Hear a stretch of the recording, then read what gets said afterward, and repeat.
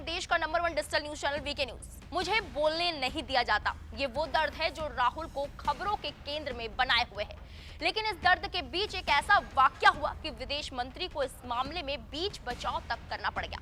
लेकिन हमारी ही तरह अब आप भी सोच रहे होंगे कि संसद तो चल नहीं पा रही, तो फिर ये नेता एक जगह कैसे इकट्ठे हो गए कि नौबत यहाँ तक पहुंच गई। दरअसल दिल्ली में सलाहकार समिति की एक बैठक हुई जिसकी अध्यक्षता एस जयशंकर कर रहे थे।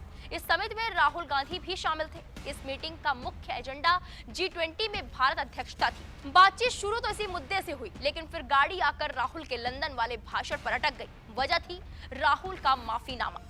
राहुल माफी मांगते नहीं तो यही एक बीजेपी सांसदों ने राहुल को पकड़ लिया। बात चली तो चलती ही चली गई। मीटिंग में गौतम अडानी पर आई हिंडनबर्ग रिपोर्ट, जॉर्ज सोरस की भारतीय लोकतंत्र पर बयान और पीएम नरेंद्र मोदी पर बीबीसी की डॉक्यूमेंट्री का मुद्दा तो उठा ही, लेकिन राहुल का मुद्दा भी पीछे नहीं रहा। भाजपा सांसद को राहुल से माफीनामा लेने का अच्छा मौका मिल गया और फिर एक एक करके बीजेपी सांसदों ने राहुल गांधी पर सवालों की लड़ी छोड़ दी। सवाल वही कि राहुल ने विदेश में जाकर देश का अपमान किया है। फिर क्या? मीटिंग में दोनों पक्षों में झड़प शुरू हो गई। आरोप प्रत्यारोप का सिलसिला बढ़ता ही गया। मीटिंग में गौतम अडानी पर आई हिंडनबर्ग रिपोर्ट, जॉर्ज सोरस के भारतीय लोकतंत्र पर बयान और पीएम नरेंद्र मोदी पर बीबीसी की डॉक्यूमेंट्री का मुद्दा उठा। यही नहीं, राहुल गांधी का नाम लिए बिना ही बीजेपी सांसद नरसिम्हा राव ने कहा, कुछ लोग कुछ चीजें बोलते हैं, लेकिन भारतीय लोकतंत्र पर असली धब्बा तो आपातकाल था। इस पर उद्धव ठाकरे के नेतृत्व वाली शिवसेना की सांसद प्रियंका चतुर्वेदी ने कहा, भारतीय लोकतंत्र जितना मजबूत था उतना ही है।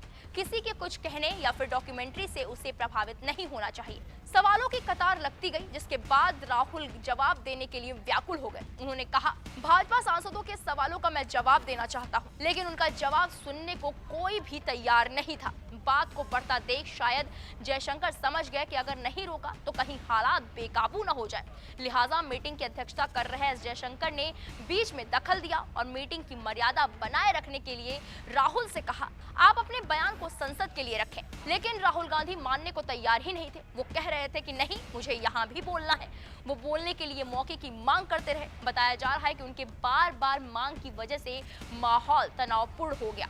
इसके बाद हालातों को समझते हुए शांत स्वभाव वाले विदेश मंत्री जयशंकर ने जैसे जैसे मामले को संभालने की कोशिश की, लेकिन मना करने के बावजूद राहुल गांधी ने मीटिंग के दौरान ही कहा, भारतीय लोकतंत्र पर हमला हो रहा है, ये बात सही है, लेकिन मैंने इस मामले में विदेशी हस्तक्षेप की मांग नहीं की। उन्होंने ये भी कहा कि क्या ये सच नहीं है कि ईडी की ओर से विपक्ष के नेताओं को टारगेट किया जा रहा है। इस बहस के बीच भाजपा के नामित सांसद महेश जेठमलानी ने दखल दिया और राहुल गांधी से कहा, ये मीटिंग तो G20 के एजेंडे के लिए है, ऐसे में इसे मुद्दे से भटकाना नहीं चाहिए। इस पर राहुल गांधी ने कहा, मैंने नहीं बल्कि भाजपा के सांसदों ने ही दूसरा मुद्दा इस मीटिंग में छेड़ दिया। बहरहाल इसके बाद कम से कम ये तो साफ हो गया कि राहुल जिस मौके की मांग कर रहे हैं वो उन्हें जब भी मिलेगा तो वो क्या कहेंगे। इस खबर पर आपकी क्या राय है, कमेंट बॉक्स में जाकर जरूर बताएं।